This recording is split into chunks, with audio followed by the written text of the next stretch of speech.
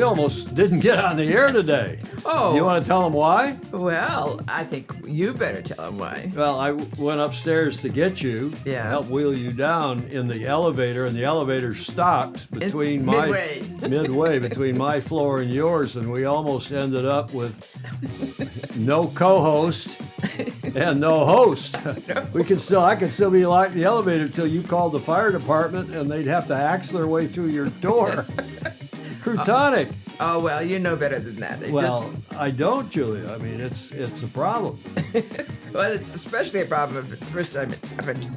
Welcome, everybody. We are your host and your co-host, as you know, Tom and Julia. It's the Tom and Julia Show, and we're delighted to be here with you all. The chat is rolling in here. Look at all the people online already. Wow. Read all those names for me, Julia. Oops, I just turned them off. Go ahead. Fair. Read all those names. Larry. Hold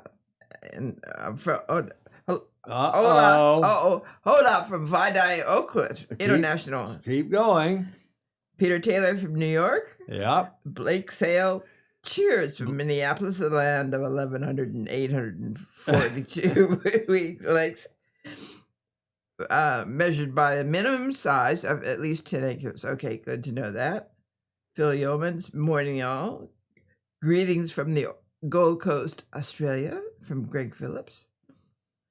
Cheers, Phil, from Blake. Fritz Mueller in Miami, Julia. Alistair Murray is back in Meetung. Thierry de Jong in SoCal, where it's hot. Peter Taylor, you should keep an extra Mac Mini and Mike in the elevator.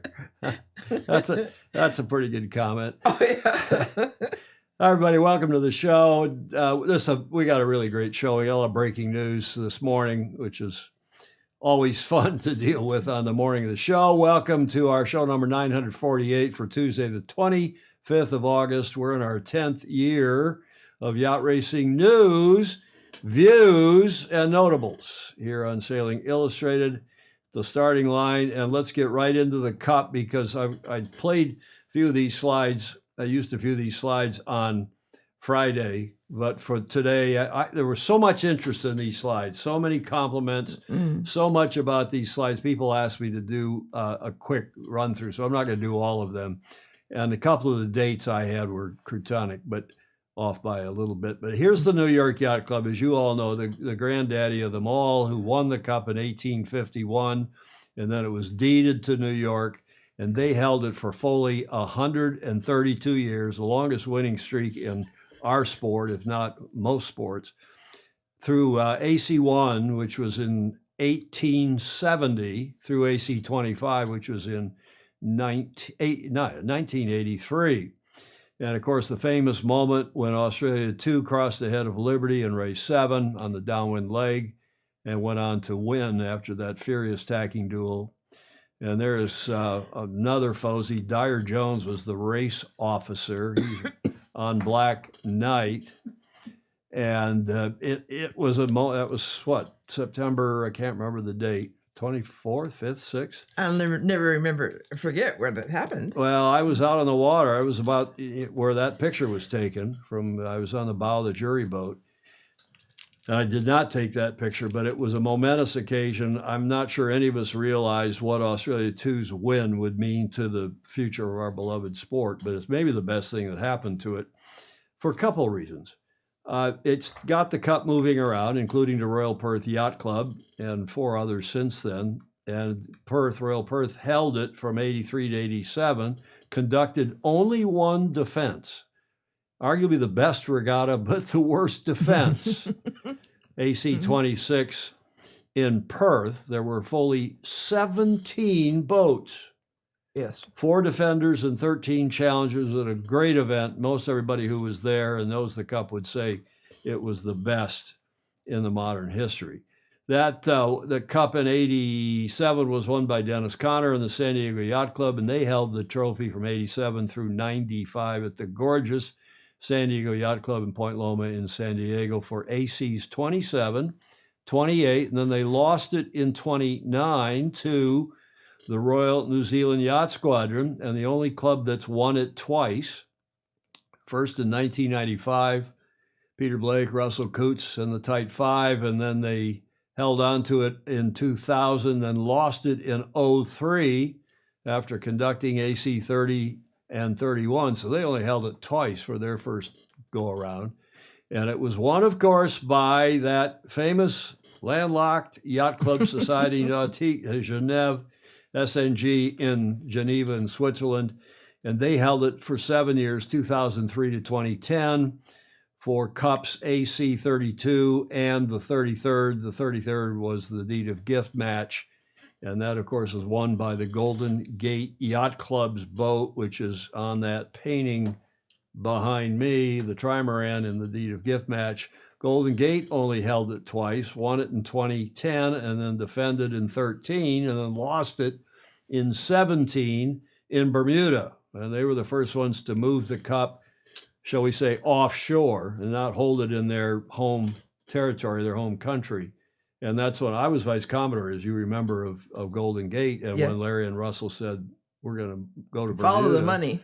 I said, you can do that. I'm retiring. And that was Golden Gate's performance for AC 34 and 35. And then the Kiwis, to their everlasting credit, won it back in 2017 in Bermuda after really screwing it up here in San Francisco in 2013. They were up 8-1 and then got beaten 9-8, as you know, Julia. Mm-hmm. So the Royal New Zealand Yacht Squadron won it back in 17 and conducted events in Auckland, Barcelona, and now, coming up a year from now, in Napoli. And those will be AC 36, 37, and coming up 38, respectively. Blake Middleton saying 17 boats, 17 teams. It was more boats than that, Blake. I misspoke, because some of those teams, any number, we built 3 for America too, for New York Yacht Club Syndicate for that event. How about the huge totals lately, right? Got to be cyclers and random crew invisible while hiding below decks. Yeah, 5 teams, 6 teams. Alistair Murray, the best regatta, but the worst defense. A great summary, Tom. Well, it was... I think the Royal Perth was more interested in being great hosts, and they were. Oh, they were. Yes, absolutely. And in the defense trials, there was a lot of angst and a lot of back and forth, and not necessarily well managed by Royal Perth Yacht Club, but a terrific event nonetheless. Mary Jude Samansky's on from Philadelphia. Nice to see you. Stingray, a.k.a. Dogzilla Monsters, up in Seattle. I'm so jealous. Stingray, I'm not joking. I have put that painting in my will to go to Dogzilla? Stingray / Godzilla, whose real name we won't mention because he is in the witness protection program. He's such a big character on Sailing Anarchy. We don't want to give him away. He likes to remain anonymous. There's Point Loma. Speaking of Sandy Purdon, past Commodore Sandy Purdon and Point Loma, I want to go back because he sent a very nice note after that run of slides the other day. And there's Sandy. His nickname is Sandy. His real name is HP, and I'm not sure. I've known him forever, and I don't know what HP stands for. But he is a super Fozy and has made some significant contributions to our show. And he was Commodore of SDYC in 1991. And he said in the email after Friday's show, he said, as you are so good about history, I enjoyed your comments about the Cup in 1851 and since, the race and since. You may recall that in 1991, when I was Commodore of S. San Diego Yacht Club, we were invited to take the Cup to Gerard Jewelers in London as they wanted the Cup to celebrate their 250th anniversary of the company, although it was actually, Sandy says, their 256th, nonetheless. And this is just a little background on Gerard and Company. It's the British luxury jewelry company. George Wicks founded it in 1735, and the brand is headquartered, of course, in London and Mayfair. And Gerard, I've been there to their shop, has also a presence in a number of other locations globally. Gerard was the first official and most notably important crown jeweler of the UK, having supplied jewels and maintained the jewels that she already had for Queen Victoria, and was charged with the upkeep of the British crown jewels from 1843 until fairly recently, 2007. They were responsible for the creation of many tiaras and jewels still worn by the British royal family and others, as well as jewelry. Gerard is well known for having created some of the world's most illustrious sporting trophies, including the America's Cup, the ICC, the Cricket World Cup, and a number of trophies for the Royal Ascot in its role as official trophies and silverware supplier, which originally dates back to the first Gold Cup in 1842.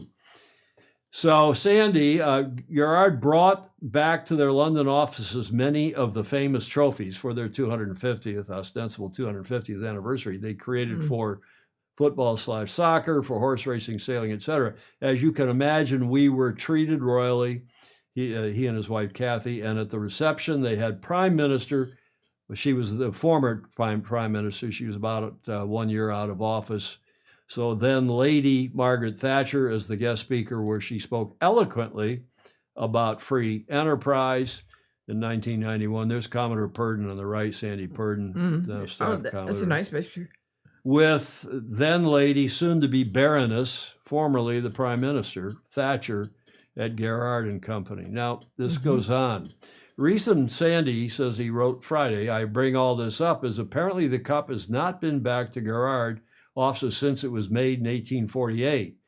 Well, it has been to repair after the Kiwi situation. Yeah. They asked me, while he was there, if they could make a wax copy of the cup in case something ever happened to it, and they could repair it or make a copy. You may recall, yes, I do, because he sent a note back to us in San Diego, and I was the executive vice president and general manager of AC 92.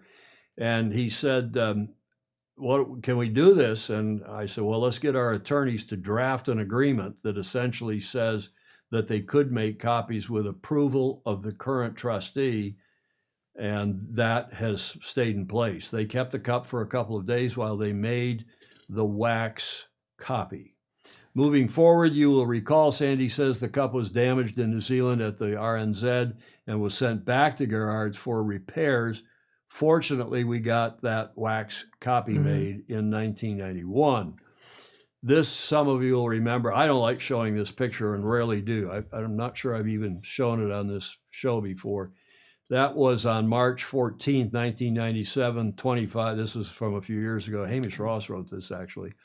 When a self-proclaimed Maori activist, I'm not going to show his photo either, having 17 prior court appearances on other criminal charges, smashed the America's Cup while it was on public display at the RNZ. The cup was repaired free of charge by the then Royal Jewelers Gerard, the original maker of the America's Cup, between May of 48 and May of 49. The repair involved extensive work with many parts being remade and reinscribed in many pieces. That's Hamish Ross, our super Fozy, writing in on his Facebook page in 2022. So thanks to Hamish, thanks to Sandy. I wanted to catch everybody up on that, rerun a few of those slides with the absolutely precise, correct dates. And thank you for all your very kind comments after we showed that on Friday's show, that little bit of history. And of course, why did we do that, Julia? Because Saturday, the 22nd of August, was the 175th anniversary of the oldest trophy in international sports, or at least it's said to be the America's Cup. Okay, let's get on with our show, and we'll go right into the America's Cup because there's some breaking news. First of all, on your AC 38 Cup date, we'll update you on the night fight between Sir Jim and Sir Ben. We told you on Friday about these latest two filings. There was a filing by Sir Ben Ainsley with, you see up there, the second, the top line, the amended defense. And that was accepted by the court and accepted actually also by Sir Jim and his co, by Ineos. And then shortly thereafter, Ineos was the whole thing was ordered. The judge issued an order, and here is the latest on all of that. If I can get rid of my green box. In the High Court of Justice, Business and Property Courts of England and Wales, King's Bench Division. Remember, this has been kicked over to the Admiralty Court. Well, this is the decision according to, I haven't seen the paperwork myself, but Richard Gladwell has it because he subscribes to the court's paperwork. And thank you, Richard, for forwarding that. But he says, Richard, in this headline for the article yesterday that he wrote, America's Cup, new court papers reveal Ratcliffe rejected a quote-unquote good faith use of AC-75, of that AC-75 by Sir Ben and his team for the 38th edition of the Cup. Richard writes, the positions of the parties involved in the legal action stemming from the 2024 British America's Cup appear to have been crystallized in an amended defense filed by Athena Racing. A peace offer made by Sir Ben for use of the AC-75 at the upcoming America's Cup in Naples was rejected by Ineos, by an Ineos lawyer, and the matter seems unlikely to end in a hug and a handshake. You see what I did there with that photo, Julia? See that? It's a hug and a handshake. Well, not quite a hug, but at least a handshake. No, great. Back in better days for those two. So Richard went on to say, the effect of Ainsley's proposal would have allowed Athena Racing to use the disputed AC-75 and other assets related to that 2024 campaign without operating under the shadow of the legal dispute between the challenger and its former investor sponsor. Currently, the 2024 America's Cup Challenger's AC-75, Richard says, is undergoing modification, which is the same thing I hear, at an unnamed location, although I believe that to be Persico in northern Italy. Persico Marina, I think they're called. The team is building a base in Bagnoli, Naples, yes. It has been sailing its AC-40s, which are racing under the new names, the entities of GB1 and GB2. They will both compete in the second America's Cup preliminary regatta this next month, September 24 to 27, in Naples. Richard goes on to say that the ownership of the AC-75, Ineos Britannia, that's the name of the boat, would only really became an issue. This is a very interesting point. It only became an issue after the final version of the protocol governing the conduct of the 38th America's Cup was publicly announced on 12 August 2025. The protocol, that new revised protocol from August of 2025, prohibited the construction of new AC-75 hulls, reversing the stipulation in the draft protocol released 3 months earlier, which allowed the teams to build one new AC-75. So presumably, Julia, the challenger of record, meaning Sir Ben's team and the Royal Yacht Squadron, agreed to that revised protocol, which went from one new boat to 0 new boats. And that has maybe put them out of this next cup, because how are they going to build a new boat in the time remaining? How are they going to build any boat? How are they going to modify that boat if they don't have legal right to use it? So it's a tough issue for Sir Ben, and I'm sure everybody wishes him well and hopes he gets through this. But as Richard writes, it doesn't look like that's going to happen. And he concludes by saying, had that provision been allowed to stand, then Athena could have built a new AC-75, and while the current legal dispute may still have taken place, Athena could have competed in the upcoming Cup in a new boat. That's our super Fozy Richard Gladwell writing on sail-world.com yesterday. Okay, and a bit more news.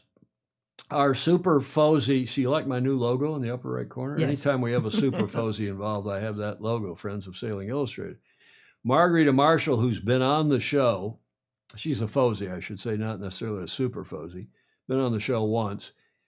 She teased this on her Facebook page. Naples is an excellent venue, but if and this was written in Italian, and then this is a translation, and Margarita is ESL, not that her English isn't perfectly good, it is.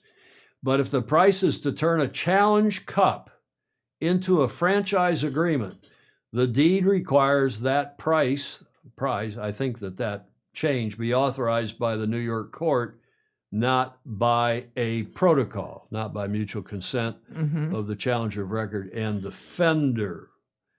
So everybody was kind of scratching their head, wondering where that came from. Well, today on her Facebook page, that was from yesterday, of course, but today on her Facebook page comes a copy of what appears to be a submission via electronic mail and certified mail to the Charities Bureau of the New York State Attorney General.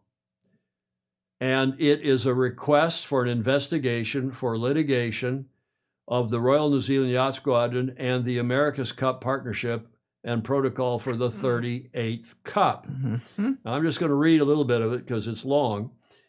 Dear Attorney General James, the undersigned, and then she has, this has obviously been modified from the original document. The undersigned, member of Yacht Club eligible to challenge under the deed, is a beneficiary of the America's Cup dated October 24, 1887, and last amended July 1756. I submit this request pursuant to the New York Legal Code there and the Attorney General's parens patriae authority to ensure compliance by the trustee with the terms of the governing instrument. So today, there has been ostensibly, one sees and hears on Margarita's Facebook page that there's, and I've checked all around this morning, and there is no connection to John Sweeney in his original complaint of some months ago. This is a new second complaint from some person in some yacht club, and they both claim to be eligible to challenge under the deed of gift. That is this person and the club. Yeah. I have a sneaking suspicion who now, and it took me all morning to get this figured out. Yeah. And I'm not sure it's correct, so I'm not going to say it. Okay. Could well be Crutonic. The point is, it is a club, and I'm pretty sure it's not New York. I think I would have known this if it were New York, and probably all the rest of you would have too. It's some other club, some other person who has filed what is said to be a second complaint. Now, is that important? Who knows? I'm going to read the request for relief, the final few paragraphs of this document. Accordingly, the undersigned respectfully requests that the Charities Bureau and the AG's office initiate an inquiry pursuant to the New York Legal Code, the laws, to determine whether the America's Cup Partnership and the AC-38 Protocol violate the deed of gift and the trustee's fiduciary obligations. Do that again, Julia, because that's what we've been saying on this show for a year, right? That secondly, I'm adding that word, direct RNZ and ETNZ to produce all legal opinions, memoranda, and correspondence relating to ACP's compliance with Mercury Bay, that's a court case from 1988, and the deed of gift. So, in other words, discovery, show all these papers that you've been exchanging with your lawyers and so on. Next, determine, they're asking the AG to determine whether the trustee, meaning RNZ, must commence a side-prey proceeding before that's going to the court and asking their permission, before implementing any multi-cycle provisions binding upon future trustees. Yes. Because again, as you know, we have said over and over on this show, under New York law, under deed of gift law, you cannot, a current trustee cannot bind the hands, cannot handcuff a future trustee, which of course ACP does purports to do. And into the future. Well, exactly. Not just for AC-38, but going forward. Yeah. You got to use this boat. You got to do it in 2 years' time, yada, yada, yada. And by signing up, you agree to all that. It's completely outside the deed of gift, Julie, as you well know. Of course. And they're asking the AG to take such further action as the AG deems necessary to protect the interests of the beneficiaries and to preserve the charitable purpose of the trust. Now, here's where it gets a little weird. The undersigned consents to the disclosure of this correspondence to the trustee and is prepared to furnish additional documentation, including the full protocol, the AC-38 protocol, public statements by ETNZ principals and correspondence from other beneficiary yacht clubs. Mm-hmm. I don't know what that means. And then there is no undersigned. Now, I wouldn't normally run something when it's from an anonymous source, but one hears it is from a yacht club and it is from a legitimate member of a yacht club and somebody who may well be a potential beneficiary of the charitable trust. So that was on Margarita's Facebook page early this morning, our time. Mm-hmm. When I took a pee, Julia, I woke up and 7 hours. I made the mistake.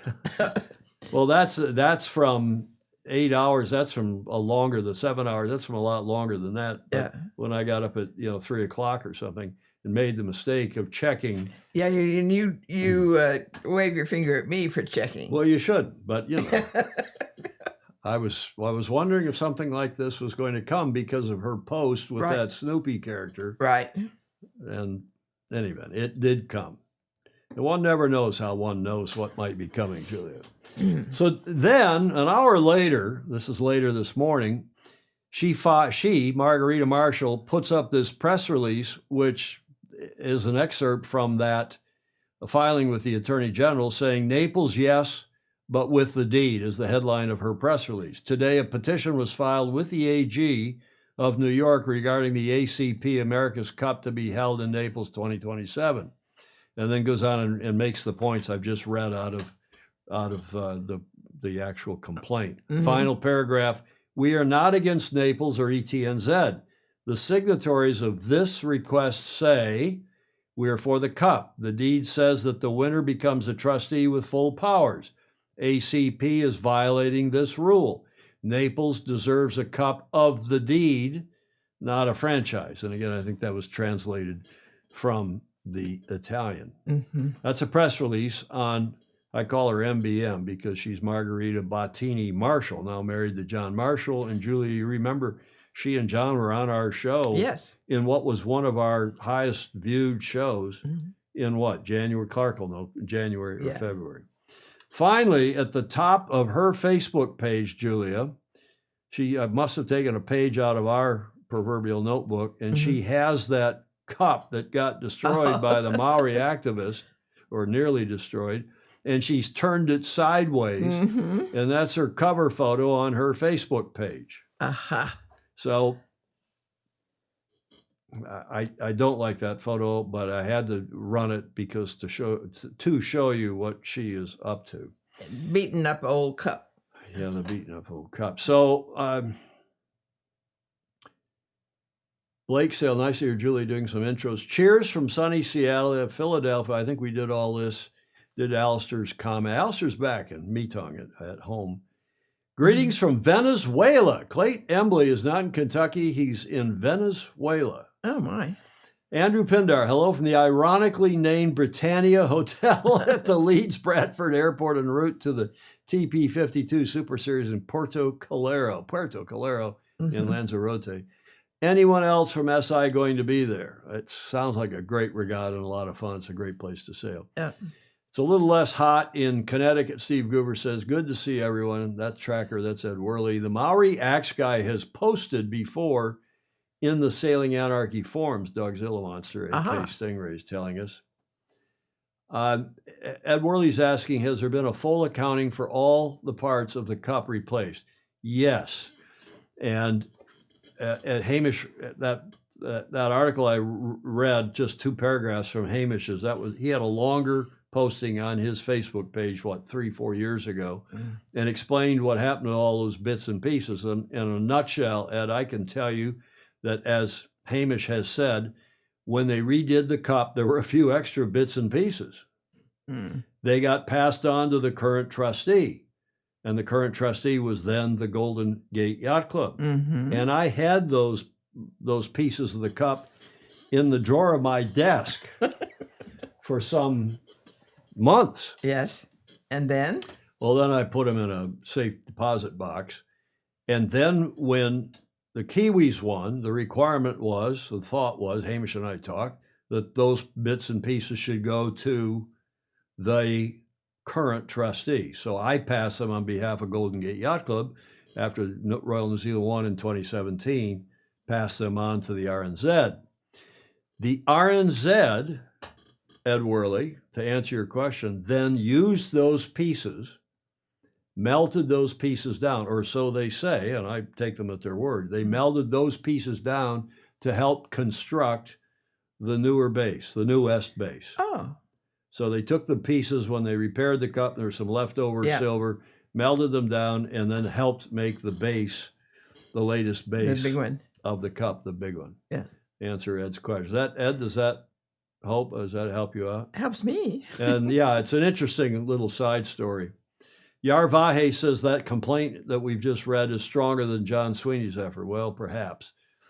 And Ed Worley, with whom I texted, I guess, this morning, Tom, your camera isn't focusing 100%. Okay, we'll work on that. Ed Worley, sounds like there may be some unhappy members of ACP. Well, that may be true too. Anyway, we'll be following this carefully and we'll get back to you shortly. Fabian, if you're worried about the background in my photo not being in focus, that's called bokeh, B-O-K-E-H, and it's intentional to pop, well, hopefully my face is in focus, and to pop the person off the background. So that's bokeh, B-O-K-E-H. And that's thanks to a camera that we now have that allows one to do that, Julia. Yes. Okay, some more news.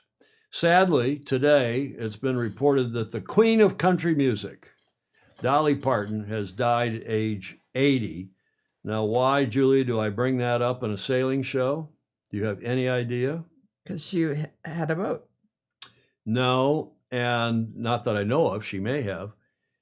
And not because I had a videotape from her. She kindly supplied a videotape. I think I've shown it to you. When I ran the Stag Cruise member show some years ago, and the late, great Jim Sailstrom was her guitar guy in her band. Right. Next, and co-singer, and for years and years. He stayed here at the Beach Street Yacht Club, as you'll know, was a great guy, passed away a couple of years ago. And she kindly sent a video introducing Jim and his son James at Stag Cruise that I got from her. And I can't use it again now, but it was fabulous. She was and she was dressed up. I didn't want to run it today, her having passed away, but she had a blue blazer on with gold buttons, and she's talking about you yachties. I know you're all there in your yachts on that island, and Tinsley Island. Yeah. It was fabulous. Good sport, great, obviously, artist, but there's a better sailing connection than that, Julia. Yes. And that photo courtesy of another super Fozy, John Sangmeister. Do you know what that spinnaker was called in 1987 on Dennis Connor's Stars and Stripes? Must have been Dolly Parton. It was called the Dolly Parton, and they tried putting those, I don't know what you would call those. I wouldn't call them boobs. You'd think poorly of me. Huh? Wouldn't you? Yes. But those pockets, let's call them pockets, up in the upper third of the spinnaker. Chris Fury remembers it, the Dolly. And that spinnaker was tested I believe, in Hawaii and also in Frio. Maybe it was already taken out of action, but they did fly it, I remember, in Fremantle, and it was called the Dolly Parton, or just the Dolly. Venturi effect was what they were trying to do. It didn't work. Dolly wrote Jolene in 9 to 5 the same night. That's a productive evening. Steve Gruber, thank you for that. And that is the Dolly. We'll miss her. Absolutely. And at a young age, Julie, only 80. That's right. Huh? That's right. Young lady. Young lady. Okay, another follow-up from Friday's show. We're 34 minutes into this show, and we're still doing follow-ups and some breaking news. But this thing at Hamo that happened when we told you up to Viva La Vida, which, by the way, is owned by a couple of Brits who now live in Greenwich, Connecticut, and they were Olympians. I'm not going to go into their background, but by all accounts, super nice people and good sailors. Sailed for Great Britain in the Soling class, by the way. And they are members, apparently, because you can see the cross burgees on the stern, of both New York Yacht Club and the Riverside Yacht Club in Greenwich, Connecticut. Well, for some reason, their keel broke off, and whether they hit something or what, it's almost, I mean, several people, not me, but the Aussies and Richard Gladwell and others have been saying, there's been like a lid put on this. Yeah. And there's been very little follow-up news. Oyster Yachts, the builder of the boat, issued a statement, but they basically said we have to wait and see what happened. Yeah. And it's been all hush-hush. And whether the Hamilton Island Yacht Club didn't want any negative publicity, I don't know. But Viva La Vida lost, as you can see here, a good bit of her keel for some reason on, I believe it was day 4 of Hamilton Island Race Week. Mm-hmm. Here's Viva La Vida. Unfortunately, they've hit a rock. They've lost all electrics, all hydraulics, all steering. So they are stuck with a sail up. Someone's come alongside with a petrol-powered pump or diesel-powered pump. So they're probably going to stay afloat. There's the barge over there that has lent the pump, and a powerboat that is assisting them. We're just running alongside in case we can do anything, but I'm not sure how much we can do at this stage. This is La Vida that is sinking after hitting a rock during the Hamilton Island yacht race. So we were really close to it, so we actually came back when they called the Mayday. It's incredible how quickly it's sinking. They couldn't get the pump that they were handed over to work, and now it's just tipped over and they've abandoned ship. That's not going to buff out. Okay, so the boat did ultimately sink, and I have found only one little video from any of the networks in Australia, and other than Richard Gladwell, the reliable Richard writing reliably about this, here's the only piece of video. 10 passengers have been rescued after their luxury yacht capsized during an international regatta in the Whitsundays. Viva La Vida started taking on water after it struck a rock yesterday afternoon. The boat was competing in the Hamilton Island Race Week, helmed by 2 American sailors. Everyone on board was unhurt and ferried to the marina by other vessels. A salvage team was out on the water this afternoon. Okay, so right away they're trying to salvage the yacht, and I actually, their names, the family, is the Parkins, and they were on, according to Peter Taylor, they were on an around-the-world cruise on this big Oyster 80, whatever it was, and timed the Whitsundays race well, or maybe not. Hello, Ted Ryman from Cape Town. But wait, there's more, because they have, in fact, now raised the yacht. As you heard that 7 News report say that there was already a group out there, and they did get the balloons down there, the inflatables, and they have raised the boat, and they have towed it back to shore, apparently, according to a super Fozy who sent me those 2 photos. How could there be a rock out there? Well, there's a lot of rocks out there. And Richard Gladwell and Alistair Murray, among others, have reported there's rocks that can be hit at high tide, not just at low tide. So and charted, but you make a mistake, and who's reading charts these days? Everybody, somebody is on the boats, Peter. So at least they're supposed to be. Yes. In any event, that's the latest on that little episode. Julia, what are we celebrating today? I don't know. It's kind of a crummy picture, to be honest. So it's National Composites Week. This is also celebrated internationally. National Composites Week here in the U.S. is an event that spotlights the critical role composite materials play in various industries. We're talking about carbon fiber, and that sort of thing. Those are composites, Julia, as I'm sure you know. I didn't. These materials, known for their strength, durability, and flexibility, are used in everything from aerospace to everyday consumer goods, tennis rackets, golf clubs, and so on, and yachts and boats. So the website, one of my favorite websites, Day of the Year, says the event occurs annually during the last week of August and encourages industry professionals and the public to appreciate the advancements and applications of composites. These materials, often made by combining, hence the word composite, Different elements to create something stronger and more durable are crucial in fields like, as we mentioned, aerospace, automotive, and construction. And here is a video, the cover photo for which includes a sailboat.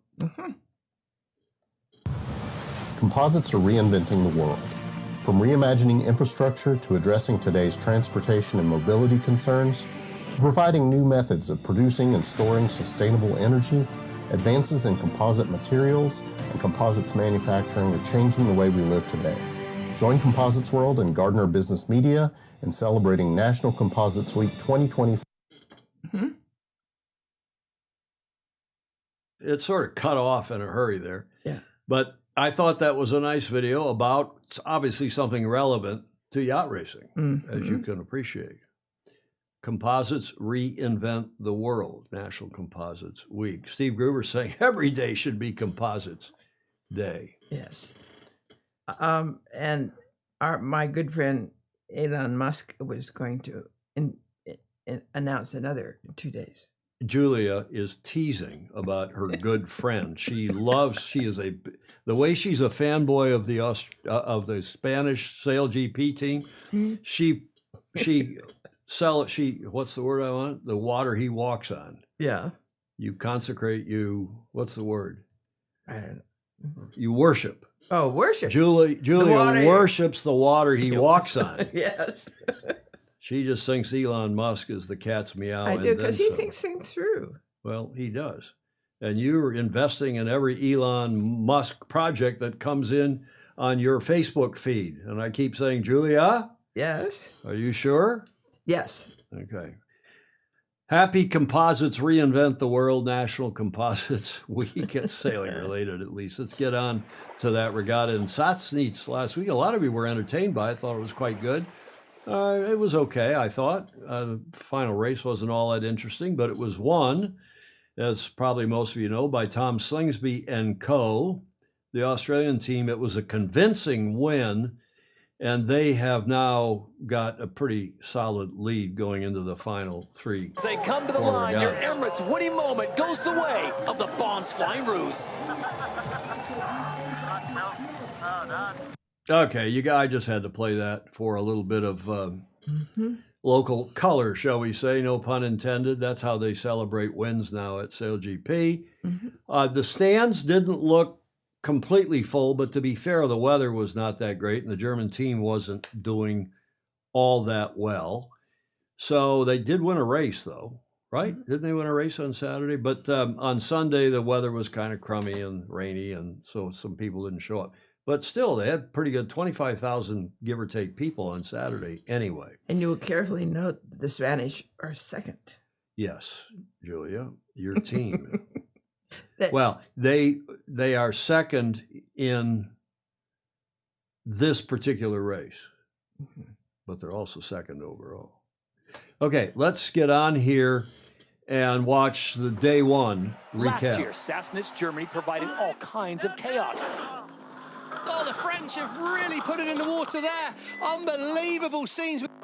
And for a while, it looked like there may be more of the same, as Rockwell Racing overcame a late scare to make it to the start line. In Group B, Germany by Deutsche Bank looked to build on a strong showing on home waters last year, but struggled in their first two races. Not the best start for the home team, Germany by Deutsche Bank. However, in their last race of the day, they secured a win in front of their home fans. To be honest, it was a bad beginning of the day, and that was needed to bring us back in the game. The Bonds Flying Roos have been dominant for most of the season, and after a couple of quiet events, they were back on top form, winning their first two races to put them at the top of Group B at the end of Saturday. Sassnitz really turns it on for us. However, there's still all to play for in Group B. Artemis, Emirates GBR, and North Star Canada all fought hard to keep themselves in contention for Super Sunday. And the drama didn't stop in Group A.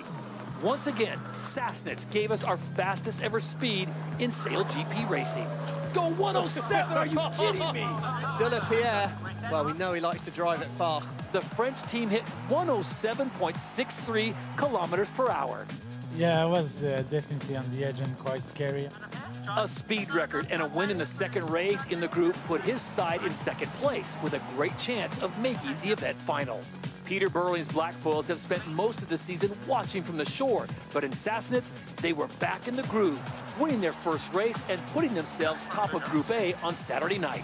But I do really feel this is the Blackfoils we saw a year ago. Yeah, in a group of heavyweights, Los Gallos, Spain would not be denied. And despite a rough start in the first two races, I don't think they can afford another 0 points. Diego Botín got his side over the line first in the final race of the day to keep the Spanish team in touching distance of yet another event final. Julia's face just lit up at the mention of Diego Botín in the Spanish league. What is your thing for them, Julia? I guess because I get teased about it. Is it because you grew up in Carpinteria, in a neighborhood that was 50-50 of Anglo and Mexican? Well, I am half Mexican. You are? I didn't know that. Half Mexican and half Gypsy. Gypsy? Yes. That explains a lot. You bet. Fabian Haraldson says Elon should challenge for the Cup, Julia. Maybe you can call him up and get him to do that. He's busy right now. Well, he is. That's the Sail GP race day one. The Saturday report. Here's the recap of Sunday. If you like to keep things unpredictable, get yourself to Sassnitz. This is going to be tight. This is missing out. Got to keep clear of. Oh, the French are struggling to control it. Saturday gave us record speeds with both groups finally poised. And Germany by Deutsche Bank got the party going in the first race of the day in Group B. Oh, yeah. Seb Vettel loving a bit of that. 5 of the 6 boats could qualify for the final in the last race of the group. Hammer time, guys. But it was Giles Scott and his North Star Canada team who had the last laugh. That was absolutely awesome, lads. Best we've ever sailed. And of course, what's a final without the Bonds Flying Ruse? The Aussies have found their mojo. In Group A, the Blackfoils wrapped up their place in the final at the first opportunity, leaving Los Gallos and DS Team France to fight it out for the last place in the Final Four. Diego Botín got off to the perfect start.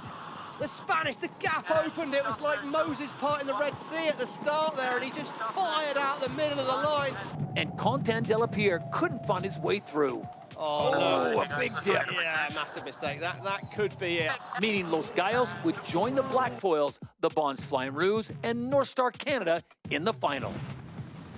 The conditions for the final were brutal, but that wouldn't stop Tom Slingsby from spotting an opening at the start line. Brilliant from Slingsby. The Aussies led from the front, despite the changing winds. It looks gnarly out there, doesn't it? And crossed the line to get back to winning ways. As the champions watched on from shore, there was bedlam on the final leg. Classic, isn't it? It's an absolute drift off across the finish line. So it's another event win for the Bonds Flying Ruse as North Star continue their upturn in form since the change to group racing. Los Gallos picked up another podium finish, and Blackfoils will be pleased to be back in an event final after a tough season. Bonds Flying Ruse lead the way in the overall standings, with Los Gallos looking comfortable in second place. Artemis remained in third place ahead of the grand final at the end of the season.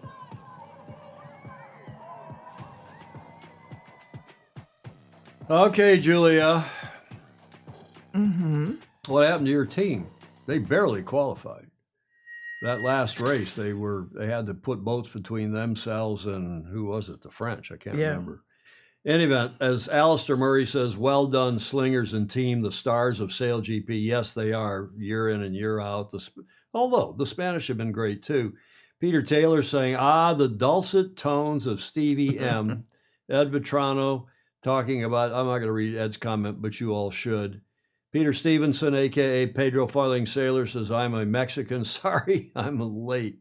You know why. You remember why he's a Mexican. Yes. He was sailing in the Laser Masters in Mexico and had a heart attack and died. Yes. And they brought him back to life. So that's why he calls himself Pedro. He's reborn. Reborn in Mexico. Peter was reborn as Pedro. As Pedro. Well, whatever. He was reborn. And we're delighted that he was. Now, Julia, we got to talk a little bit about this speed record. I was going to play the video, but we've just seen it. it is, and you're going to hear John Emmett talk about speed, and it is pretty amazing when you go 107 kilometers per hour. Right. And that's something, somebody do the math for me again. It was from memory, that's 56 or 57 knots.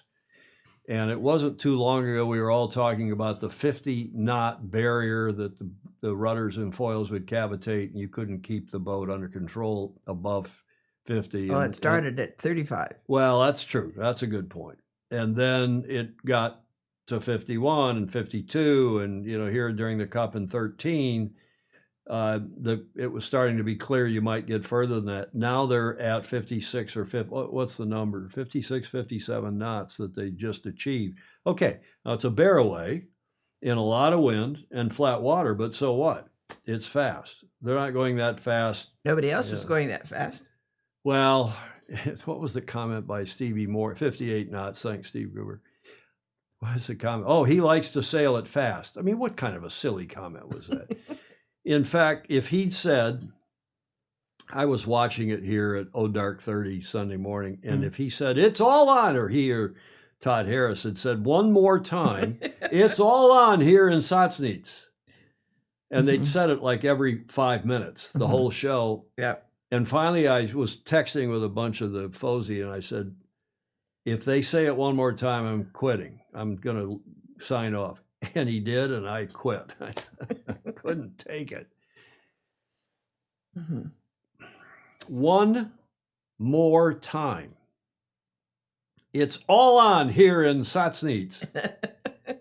My God. And then, as you know, Magnus the Magnificent wrote a really good column about Sail GP on Sunday or Monday. I can't remember, maybe Sunday night. And what a great event it was. And a lot of us that read it and are texting with each other said, he looks like he's trying to leave the America's Cup and go to work for Sail GP, trying to get a job with Sail GP. Yeah.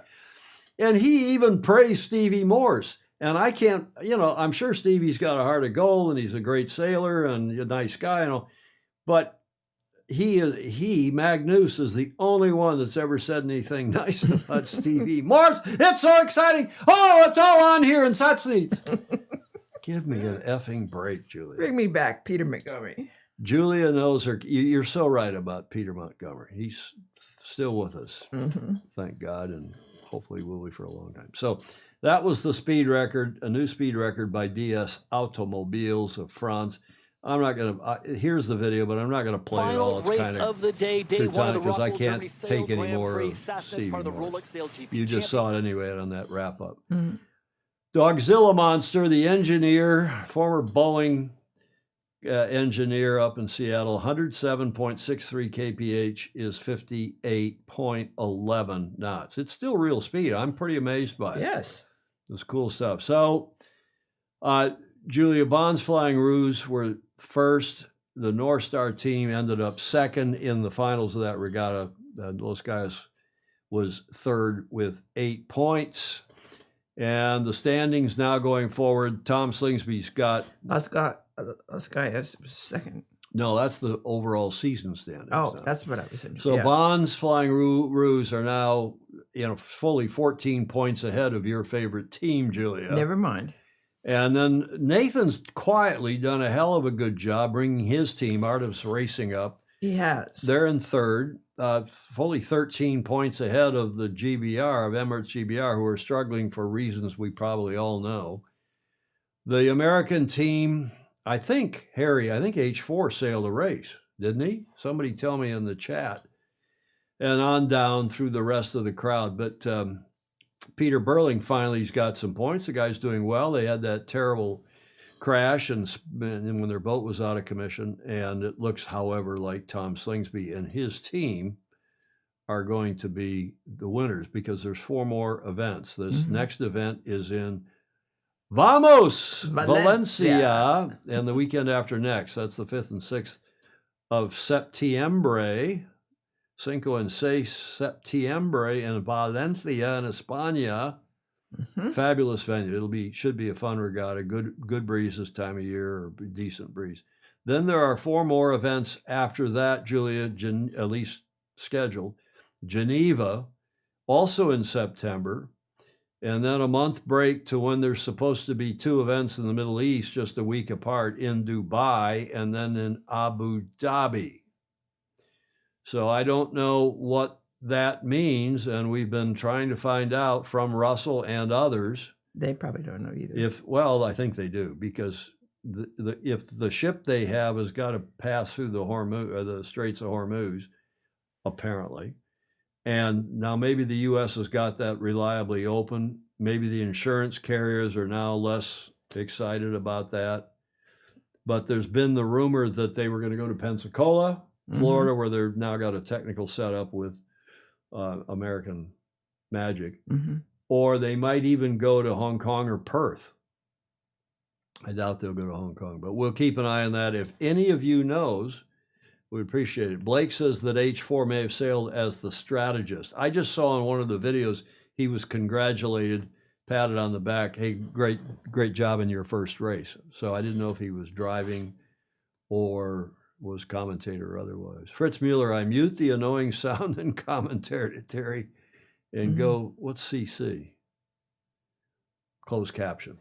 Good. That must be what that means. Yep. Okay, so that's our wrap-up report from Satsnitz. It was all on. It was all on in Satsnitz. Say it. Come on. Say it. It was all on. Speaking of all on, we have John Emmett's report, the coaching corner with our super fuzzy John Emmett. And he is apparently at his apartment, his home in Weymouth, judging by the wallpaper. Hi, Tom, Julia, and all the Fozy. Welcome to John Emmett's Coaching Corner. And the question today, what's in a number? Because I know big numbers probably sound good to most human beings. And I do understand the need for speed.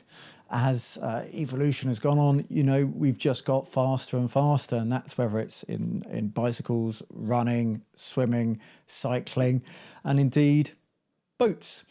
And I can see how fast-paced action, probably on the face of it, sounds more exciting. Now, for me, as always, there's 2 things. I think the answer to a lot of questions is it depends. The first one is we probably need to accept that the very pinnacle of the sport, and indeed of most sports, doesn't necessarily reflect what happens at grassroots. And if we accept that, then we can probably move on.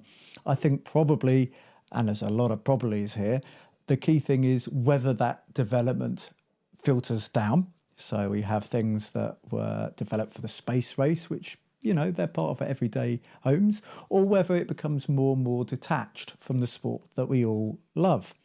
I think when we enjoy watching a sport, that's really, really good. But if we can get others who don't participate in the sport to also watch it, I think that's better. But we also need to think very much about the grassroots and what's most important for our sport. Personally, I'm definitely a racer rather than a cruiser, and I enjoy close racing. So for me, in my budget, that normally means one design racing and actually as cheap as possible. But you will have some aspects of the sport which are going to be design dependent and people buy into that. But see, speed in a way is just a number. And personally, what most interested me is close racing. In other words, you never quite know who's going to win until they cross the finishing line. There's far more competitors than podium places. You know, people used to ring me up in the for 96 games and ask me, you know, who did I think was going to medal in the laser class, and I got all 3 correct. It's actually getting harder and harder to do that in the Olympics as the strength and depth of the sport increases. So I think good close racing with a lot of potential winners is probably more important to me than absolute numbers of speed. Having said that, development is important, and trying to resist progress is like trying to push water up a hill. So with that in mind, whatever boat you're sailing, sail fast, sail safe, and probably most importantly, have fun. Julia, do you agree with John? Mm-hmm. Close racing's by far more important. Yeah, well, more fun. Than what kind of boats, than the speed, than anything else, right? Yeah. Good report by John as usual. Back on the Sail GP for a minute. Gruber reminds us, and he's absolutely right, that just being at the top of the leaderboard only gets you, and it's after the final regatta. If you're the final 4 boats go into a winner take all for the season, Right. for the season event. Mm-hmm. And whether the boats are going 57 or 8 knots or something else, I think John's point is very well taken, Julia. Absolutely. I agree. It's about the closeness and the competitiveness and the chance of other boats winning besides, one boat going out, one team going out and dominating everything.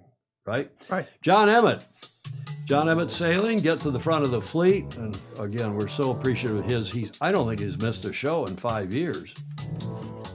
And we always say at the end of John's report that we're pushing hard and continuing. And by the way, there's some Aussie ink that maybe the people up in, because the regatta, the sailing's not going to be in Brisbane. It's going to be up northeast of Brisbane. Apparently, that's the current word. And there's some pushback from the folks living up there. But I didn't say anything. A couple of you sent that ink to me. I take that as just normal pushback. I'll tell you where they've got real problems, and that's in LA, financially and otherwise. And they are the city is so far underwater, and there's a big guarantee by the city and the voters that if the Olympics doesn't make the kind of money that they say they're going to, if they indeed have a deficit, the city and then the voters, because the city doesn't have the money, are going to have to make it up. And if they have to make it up, we're talking about hundreds of millions, maybe more, maybe billions of dollars. Yeah. And one of the most incredibly dumb things they have done, whether you like San Pedro or not, but to create what the Olympics called 2 green zones, which means full security, you got to secure the zone from all the athletes. You don't want another Munich style situation. And if you control one venue for sailing, that is a lot easier and a lot less expensive than trying to control 2 different venues, both in Long Beach and in San Pedro. I don't think that issue is over yet, Julia. I hope it's not. I think it's ironic that the only Olympics known to man that's ever made money was in L.A. and is it Peter Uber? Peter Uberoth, Uberoth, or Uberoth, depending upon, and he. 1984. Yeah. And of course, he was very careful. I was the technical official for sailing in that event and was in regular contact and working with OCROC, the Olympic Classes Regatta Organizing Committee, and liaising with IYRU. Lots of volunteers. And he marshaled the volunteer troops like none other up till that point. I'm sure since then there's been some great things. The other key was that he was able to use all those existing facilities. Yes, but that's the first time it's been done, and of course it should have been done before. They rehabbed facilities. They rehabbed the airport. They're in the process of rehabbing the airport again. That was 42 years ago. Hard to believe. So I hope the situation up in help me with the names of those towns up there in the north. Townsend is one of the towns up in the northeast corner of Australia. I would say Brisbane. Sorry? Brisbane? Well, no, Brisbane is the head for the whole Olympics. Right. But the sailing is apparently going to be up the coast, quite some distance. And, you get some pushback, but we'll see how that all works out. Regardless, we do want to see, and I hope everybody is rowing in the same proverbial direction.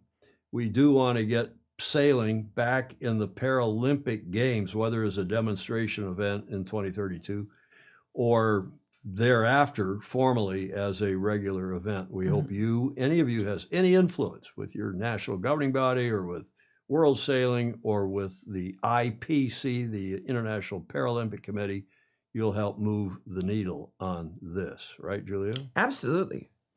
And there is the President Emeritus, the immediate past President of Australian Sailing, checking in. He's saying, yes, Townsville and Airlie Beach. Oh, I have to remember that. Townsville and Airlie Beach is where. Now, may I tell you something about those 2 towns? Yes. That people probably, not many, Hamish Ross will know this, and maybe Steve Gruber knows this, but I'll bet you very few others. We were in the negotiations with Alinghi over 2010. They'd had their fake Challenger of record. We had filed the rogue challenge, or the well, it wasn't rogue at all. It was a perfectly proper challenge.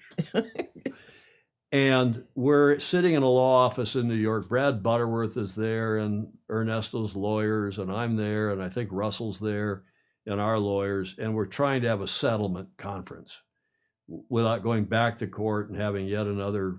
This thing was dragging on, and you never know what a court's going to do. No. As it turns out, the judge did the right thing, ordered it to go back to, or she was the lady judge, ordered it to go back to Valencia. Well, you held the regatta there, so you can hold it there again. And well, I mandate that it'll be in 2017. In February of 2010. He even picked the month up.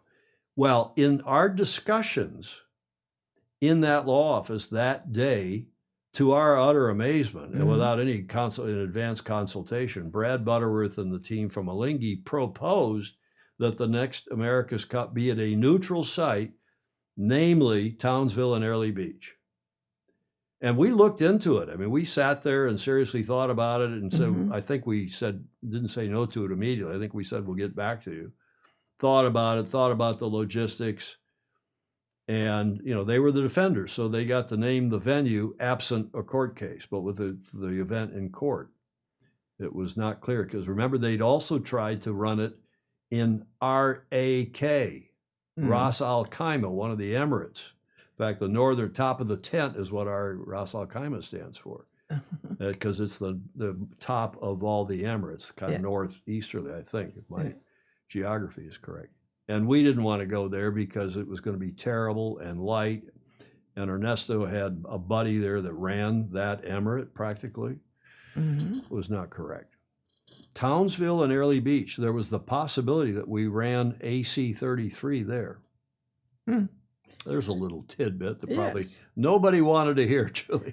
I'm just amazed that I've driven that far, but I've never sailed up there. Well, we shall see. That's where the Olympics sailing is supposed to be in 2032. After John Emmett's report, I thought it was the right time to talk about the ILCA Worlds. There's actually two events taking place here. And this is in Ireland, in Dunleary. The 23rd through the 30th, it's underway now, is the Men's World Championship in the ILCA 7. And then next month, the 5th through the 12th, also in Dunleary, in Ireland, is the ILCA 6, the Women's World Championship. Now, there's been a great lot of PR on some videos. I'll play you a couple here, but Matt Weirn of Australia, who took last year off after his Olympics, he won, 3 golds in a row. He arrived, this was their press release a couple days ago. He arrives in Dunleary on a perfect season. And then there's this Dutch guy, Willem Wiersema. I don't know him, but he's a brilliant sailor. Arrives as the defending world champion, along with 141 sailors from 45 nations. This is a hell of an event. And they arrived early to get ready to make sure that neither of them none of them has it easy. So the 2026 ILCA 7 Men's Worlds get underway this past weekend off the National Yacht Club and the Royal St. George, with the United States fielding the largest team at 10 sailors, followed by Australia, Spain, Great Britain, and Italy close behind on 9 sailors each. All ILCA regions will be represented, with sailors coming from Africa, Asia, Central and South America, Europe, North America, Oceania, and the rest of the world, capital R. A reflection, they say, of the ILCA 7 status as one of the most universal classes in the sport. And bear in mind that the boats are all brand new and all supplied, so everyone is sailing identical equipment. Wow. That's not unusual in some of these classes, including the laser class, but it's a big event for that to be happening. There is Dunleary, there's the pier where all the boats are lined up, and the venue has been building toward this for weeks. There are some other websites and some other links, but on the water is what we want to talk about. The story is just as compelling. Matt Weirn arrives a clear step ahead of the fleet on current form in these Olympic classes regattas have been going on in Europe. He's won all of them, I think, that he's raced in. And, you know, the Australian gold medalist, you wouldn't be surprised by it. But behind him is a tightly bunched group of Olympic medalists, past world champions, and rising talents will all be out to challenge him for the title. So we'll see if he prevails again. That's the headline name. That's Matt Weirn of Australia, winner of the last two, not three, last two Olympic golds. He's joined by two of the most decorated runners-up in the class's history, Pavlos Kontides from Cyprus and a two-time Olympic silver medalist, and Cyprus's only Olympic medalist of any sport, of any kind, Tansi Stepanovic. Also a two-time Olympic silver medalist, Rio and Tokyo. Between them, the trio has taken 6 of the last 12 Olympic ILCA 7 medals across the last 4 games.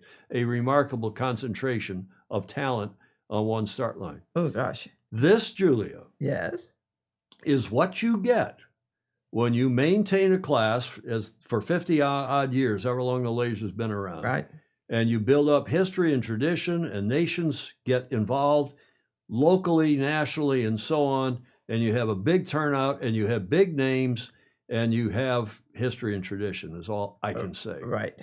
And why we keep futzing around with Olympic classes, why we got rid of the Finn, why we got rid of the Star, where they had the same decades of history and tradition and great sailors and racing in all of the various countries, a good distribution of the yacht, is beyond me. Okay, that's my only rant today. Well, but you know the answer to that. I do. A bunch of croutons trying to make Make money. money. Yeah. Weirney has won 2 Olympic golds and going for his third in LA. Alistair corrects me. Thank you, Alistair. And back on a cup. This is the Croatian. He and the kid from they're kids, they're men from Cyprus, Right. are going to be tough, and we'll see how Matt Weirn does against them. Although so far this year he's been doing well. Now this is the Dutch guy we were telling you about. This is Willem Versiema. He claimed his first world title last year, edging out Pavlos and Zachary Littlewood, another Australian, on the final day. Versiema arrives in Dunleary as the defending champ, taking his title to a new venue for the first time. And here's a video from their practice race, not the full fleet, obviously, but from their practice race a couple days ago. Yeah, I mean, I had a difficult part of the beginning of the year. From January till March, I was out of the boat. I had an injury, and it's really satisfying to see that I managed to get back in good shape. Also for the Europeans, which were in split, and I managed to win the gold medal. Then July, we spent almost all of it in Los Angeles in the Olympic waters. Had 2 regattas there, and the Grand Slam, which I was second. And now the World Championship, which is the last championship of the year, and definitely looking to close it on a high note. So my form's been getting better throughout the year, I'd say. The North Americans we had very tricky conditions. I expect to see those types of conditions here too. So I think that'll carry over well. I feel ready, and yeah, we'll see what happens out on the water. Yeah, this year I could achieve the gold medal in the South American Championship. And this week I hope to do really well. The goal is try to get into the top 10, top 15. So I'm ready to go for it. You have at least 10 boats that can do well, that can be on the podium or even win. So I think you have to really focus on yourself and try to sail the best possible, and then the last day, then you might start watching around you and who is near. And the higher the level gets, the sailing with the top guys is a lot of fun. It's more challenging too, but I enjoy it a lot. No, I focus on my own race. I think this fleet is one of the most competitive in all the Olympic classes. We have a lot of goats, so yeah, I'm really lucky to be here and compete against the best sailors of the world. What an attractive group. Yes. Bright, articulate, and, for some of them, a number of them, they're ESL, they're English second language. Perfectly good. A whole group of sailors I've been impressed with. Probably better English than mine. I know. If I didn't have you sitting here, Julia, I wouldn't be able to put a sentence together. Don't be ridiculous. Brilliant stuff. Yeah. And bravo Zulu to the ILCA class and to everybody involved. Christian Price is reminding us that Matt Weirn, I think I mentioned this, Christian, the mother of the famous Harry Price and Olivia Price. Matt Weirin had a year off after double gold Olympic medals. He is back. Yeah, that's Alistair's. By the way, he's been on the show. Alistair interviewed him. He's a Fozy, Matt Weirin. He was on the show, I don't know, some months ago. Oh, yes. And Alistair interviewed him. The laser debuted in 69. Yes, I had one of the early lasers, and it was about, I think mine didn't come till 71. I've never really been convinced why they had to change the name to Ilka. Well, no, there was a serious S fight. I know there was. A Shiza fight, Julia. I know. But how ridiculous. But look at how quickly we've all just jumped into Ilka and we don't care. The Ilka, the laser, the fin, the star. How easy they all are to say and remember. Yes, dear. Weirin, John Emmett, he should know, Coach Emmett says Weirin is the best at the moment. He's had a great summer. Mm-hmm. Clark Chapin, I can't say that I care for the leisurely drop of those starting signals unless they're using some kind of Vaqueros system and the flags are for decoration. Oh, Vaqueros. That's a good question, Clark, our race management and judging guru and co-founder of Sailing Illustrated. Indeed. Okay, a couple more photos I thought you, Julia, would enjoy. And I just love to recognize clubs, as you all know. The event is organized by the National Yacht Club and the Royal St. George Yacht Club in conjunction with, you want to say it, Julia? Ilka. Oh, say it with some enthusiasm. Ilka. It is supported by premium sponsors Sport Ireland and the Dun Laoghaire Rathdown County Council and associate sponsors Rooster, the Royal Marine Hotel, Ex-Ocean, and KPMG. And I have one last video with this Dutch kid. We're seeing but let's watch this video because, again, it gives you an outlook on the entire venue. Yeah, so now we're in Dun Laoghaire. It's in the Dublin Bay, so it's a quite big bay. Yeah, we've trained there for a week with some offshore winds. It was pretty shifty, a lot of pressure differences, so it's made for tricky racing for sure. I think the Olympic champion, of course, Matt Weirin, winning all the sailing Grand Slams. Then you have a lot of guys making the medal races constantly, who are also up there for sure. For me, it's if you're doing good, you're racing against them in the front of the fleet. Yeah, but first you need to sail good yourself.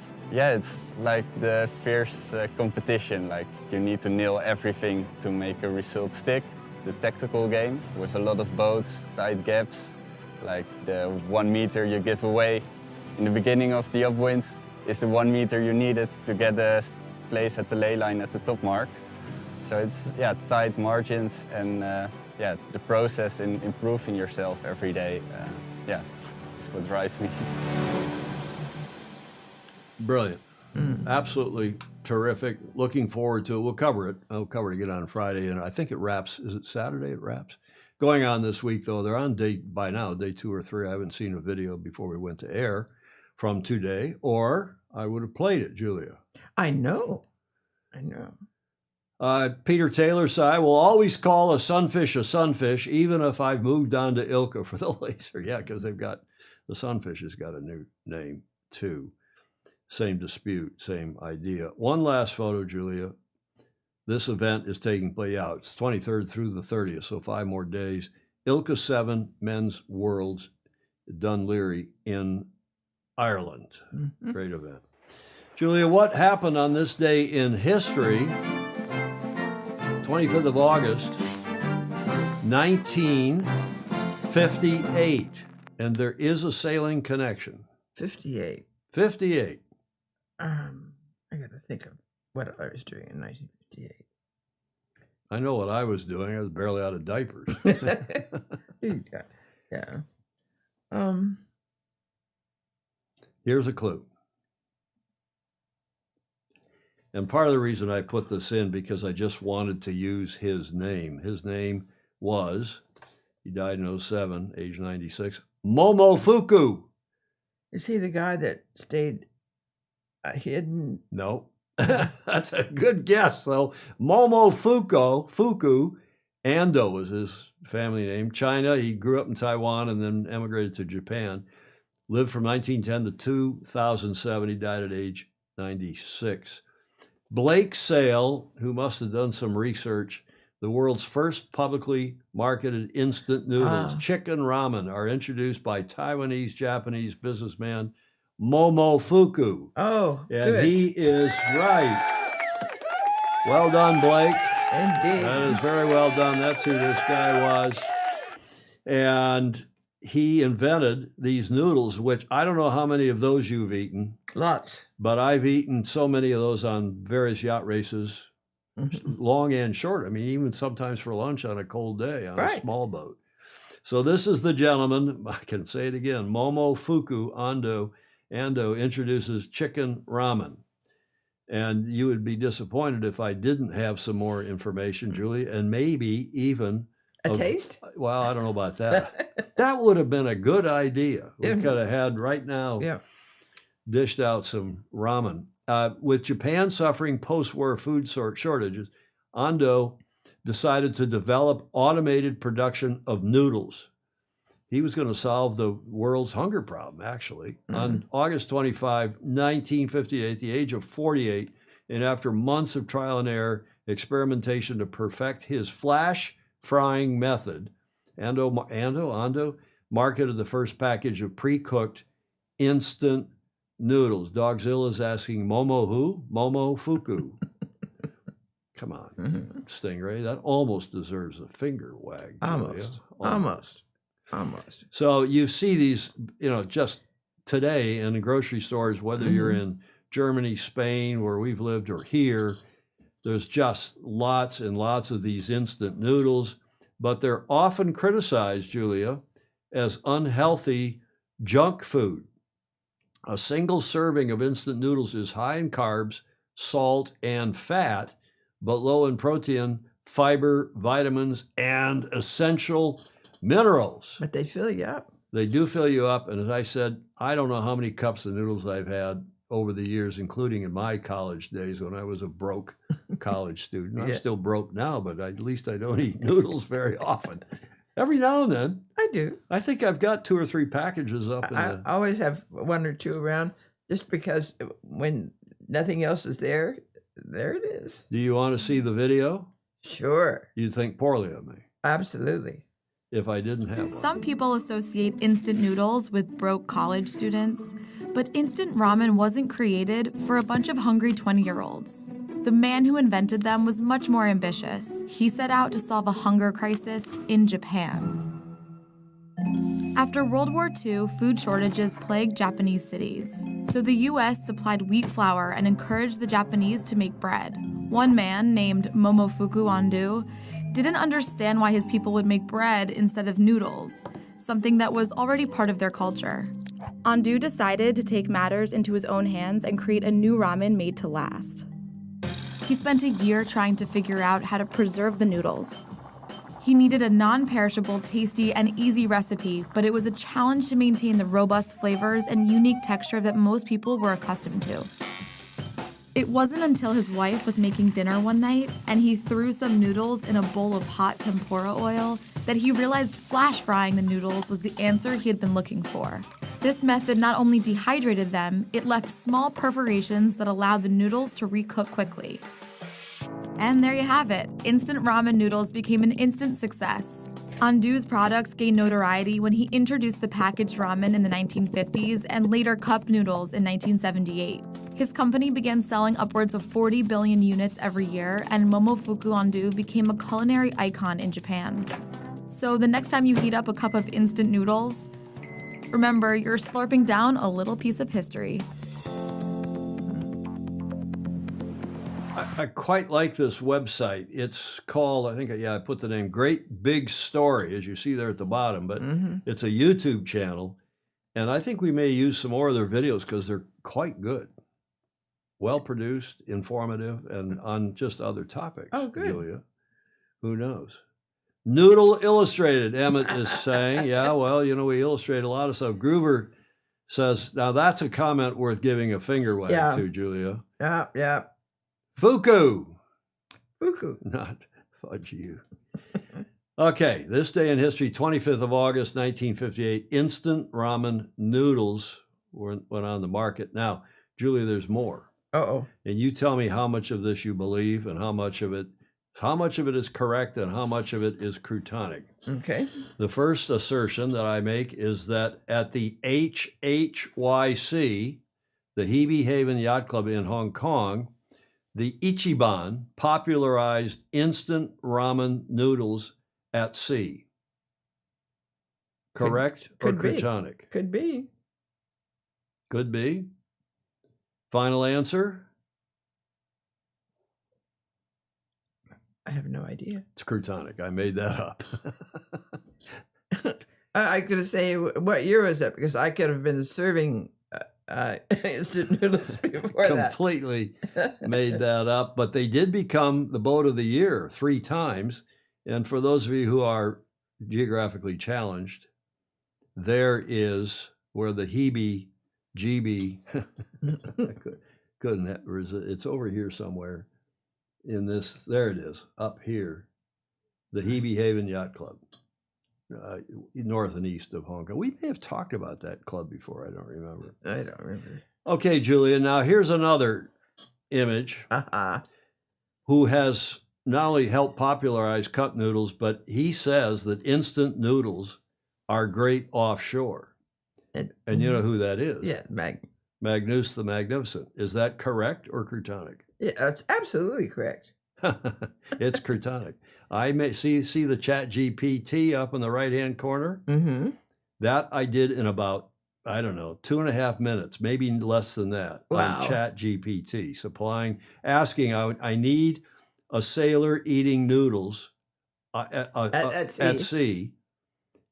And then I need being a guy called Magnus Wheatley, and I supplied the picture. The first picture they came out with was croutonic, even more so. But then I grabbed the picture of Magnus off the image, an image off the internet, and that produced that. I mean, it's just astonishing. So that is. I'm sorry that I haven't played with that yet, but I'm afraid once I start, I'm never going to stop. Well, I think you're right. I'm going into a deep rabbit hole here. Then. When we saw this, I posted that picture on the Super Fozy chat this morning, and then our Fozy Andrew Dolly Devola says, "I'm in Thailand." I don't think he's at Phuket Race Week, but I'm in Thailand. He's been there racing and working. He said, "I don't want any more noodles. I want a good Australian meat pie." Could Jody or Alistair or somebody send me a good Australian meat pie? FedEx it to me. And they did. To Phuket, which they did. He said, "I'm sick of noodles. Rush me some pies." Now, Julia, is that correct or croutonic? Oh, it's absolutely correct. It's absolutely Chat GPT. I did that in even less time. It's just astonishing what AI is doing, or doing for us or to us. I'm not sure which. Mm-hmm. Oh, Momo was clearly an imposter. Stingray. Okay, so we look here to the last leg, and we do have a little bit of a more extensive report than usual. And we mentioned Commodore Harrington in it, even though she's playing the piano. Friends of Sailing Illustrated. I've saved maybe the best for last, Julia. There's our new logo for Fozy, Friends of Sailing. Also, by the way, produced by Chat GPT. You won't be surprised. On Friday's show, we told you about Luca Devoti meeting up at Harbor Court in Newport with New York Yacht Club Commodore Harrington. Right. And I call him the sailing savant. He's been on this show I don't know how many times, and Commodore Harrington's been on this show a number of times as well. And Luca's family was there. There's his wife on the right, his son on the left, and he's taking them down to New York. Claire's kindly arranged for them to view the model room. Oh, that's at right. 44th Street. Oh, yeah. But wait, there's more. Yes. Because this lady is Luca's daughter. Viola Devoti. She is a content creator for AC38, and apparently a spectacularly good one. She has written an article that Magnus says is the top viewed article on the AC website. And I don't know if that's saying a lot, given that Magnus has written a lot of that stuff himself. Oh, I'm teasing. I'm teasing, Magnus. You know I think highly of your prose and your content. She wrote this article called Naples and Women When a City Meets the Future of the America's Cup. And I'm only going to take a couple quotes from it, one maybe. And it's a fabulous article. I commend it to you on the LV website. I moved to Naples at the beginning of the year to work for the America's Cup. This is Viola writing. 4 months now have passed, and by choosing to live in the Spanish quarters, I have had the privilege of experiencing the city in its most authentic form through its everyday life. Naples is not a city that allows itself to be observed from a distance. Oh, nice. Nice.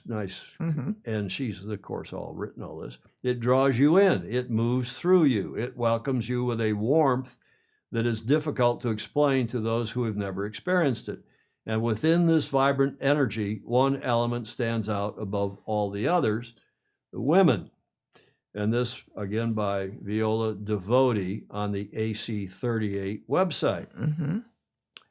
Now, as you know, Lucas speaks, 5, 6, 7 languages, and maybe a few others not fluent, but fluently, but speaks most of the European languages.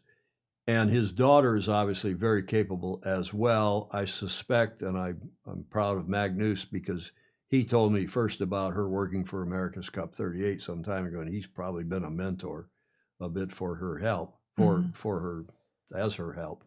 But I'm pleased to report that the Yachting Journalists Association, the YJA, notice not the Sailing Journalists, the Yachting Journalists Association, has opened. Voting is open for the YJA's Young Journalist of the Year Award 2026.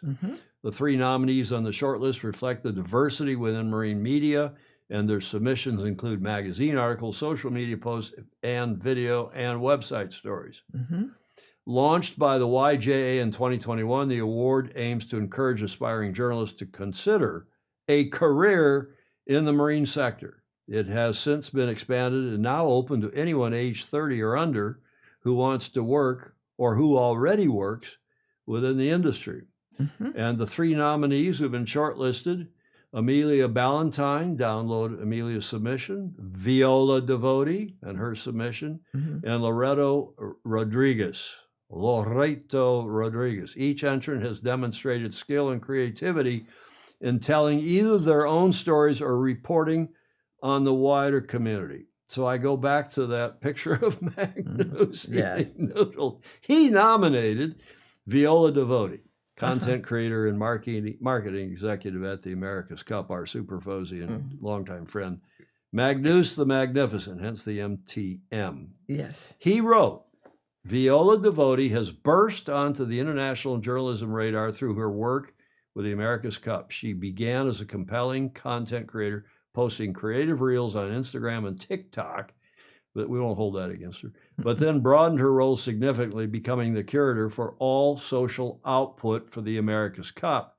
She works across all the major platforms on a daily basis, and in May 2026 was appointed as marketing executive for the Cup. Good for her. Such is her talent. As a video journalist, her reels and posts were immediately relatable, but she surprised everyone with a remarkable written piece on the women of Naples that won widespread acclaim and is the most viewed piece on the AC website. Great.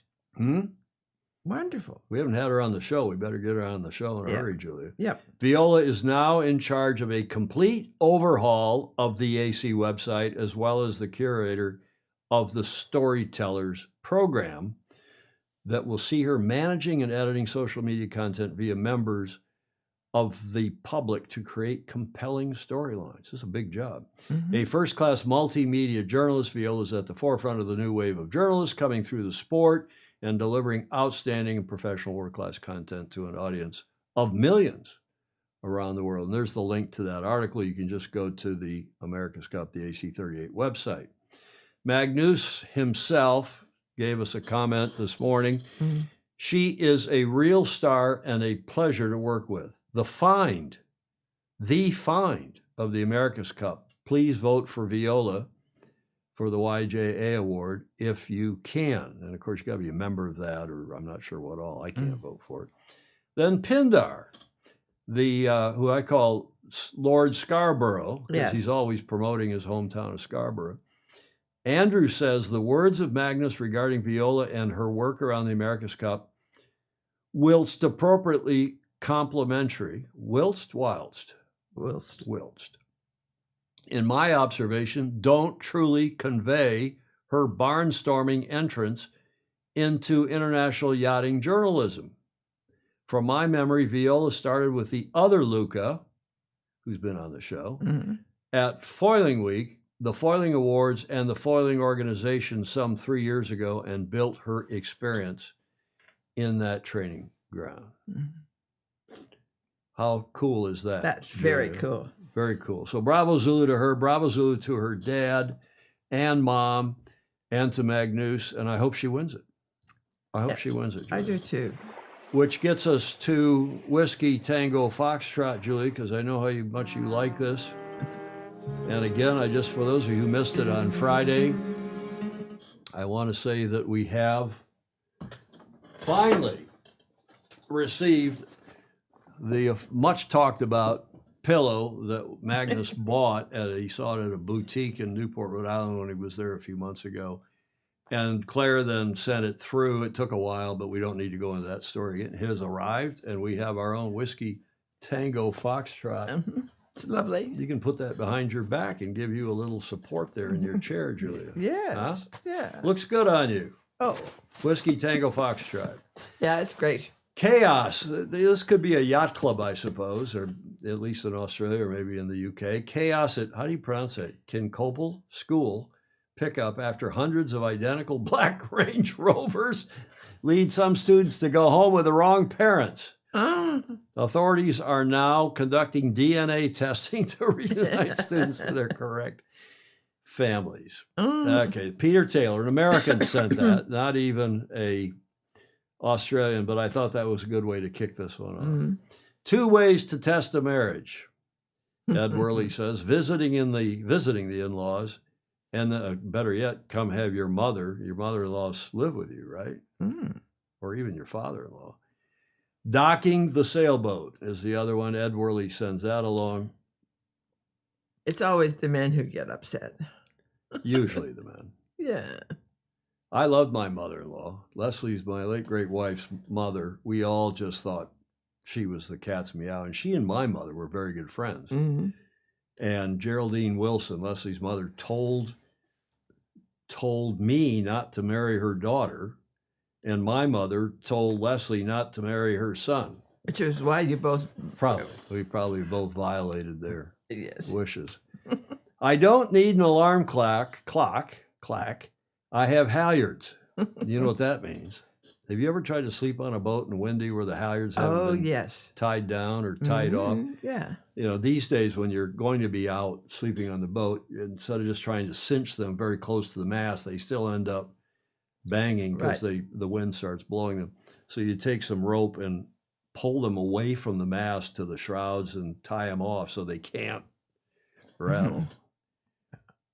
But an alarm clock, it's not the clock, it just keeps you awake all night. It's a terrible thing. Greg Phillips from Australia sent that, and Blake Middleton. We always wrap up with this one: all the smartest people sail. And then I like to end this one with Clark Chapin's favorite saying, and my dad said it, Tom Sr., who's still alive and kicking at 93. Sailing isn't, and working all day, sailing isn't for everybody, but it is, Julia. For anybody. For anybody, which gets us to the finish line. And you like to say, please like, follow, and share. And we also say that comments are welcome in replay. And we like to say here at the finish line, thank you all very much. As Blake is saying in the chat, thank you very much for helping us via patreon.com/join/Sailing Illustrated. Without your support, we would not have a Studio B, let alone we still have a Studio A, such as it is. But we wouldn't have the equipment. We wouldn't have the streaming fees. It would just, we'd retire before we get to 1,000 shows, Julie, wouldn't we? Yeah, and I'd like to thank Blake for reminding us all. Well, and Blake, by the way, you know, he has got MS and he's kind of housebound. He still gives us a little sum every month because he's such a good guy. We appreciate it. It's just years of fundraiser. Blake Middleton. Well, maybe it's because I gave him his first job out of school. He came to work for us at US Sailing. Did you know that? Yes. Did I tell you that? Thanks for your support, everybody. We appreciate it. And thanks to everybody who gave us audio, video, and images for today's show. Without them, we wouldn't have had a show. And Julia, any final thoughts? Magnifico. Dogzilla Monster, thanking everyone for another show. Yeah, thanks for all your comments. Looks like Clark Chapin. Looks like maybe Facebook collapsed. Everybody's been on YouTube, but maybe not. One never knows about these streaming. And we have paid the streaming fees too, Julia. Oh, good. So thank you, everybody. We hope you have a great rest of your week. We'll talk about some of these things we've talked about today, no doubt, on Friday's show. In the meantime, go sailing. Sail fast, sail safe, and have fun. Ciao for now.